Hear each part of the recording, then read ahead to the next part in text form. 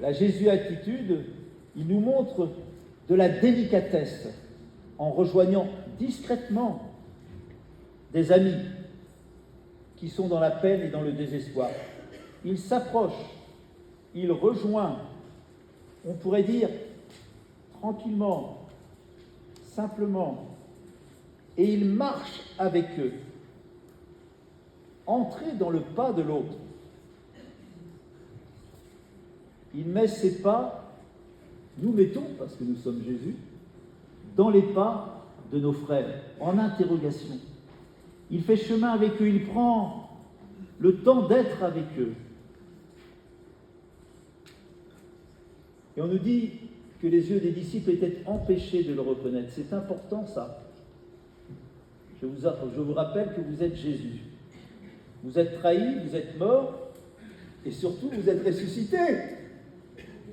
C'est bon d'être ressuscité, vous êtes vivant.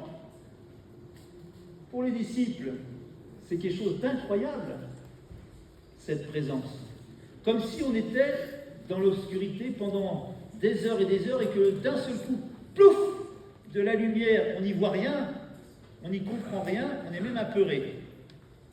Il faut du temps aux yeux pour voir, il faut du temps aux yeux, au cœur, pour croire, pour espérer. On dit que l'enfant, c'est l'infant qui ne parle pas au départ. Mais vous savez que avec l'osselet, etc., l'enfant, il entend beaucoup de choses au départ, dès le ventre de sa maman.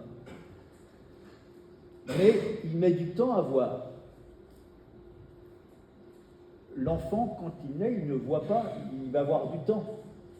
Donc il goûte aussi la nuit avant de rencontrer nos propres regards et notre propre monde. Finalement, Jésus nous dit que la lumière prend le temps des ténèbres pour ne pas éblouir et aveugler, mais éclairer.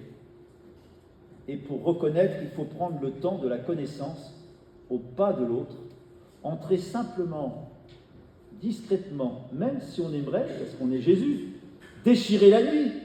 Il est ressuscité, nous sommes ressuscités. Il faut respecter ce temps. Jésus nous apprend à respecter l'espace, le temps des autres, des ténèbres des autres, des souffrances, des interrogations, des doutes. Voilà une première Jésus-attitude.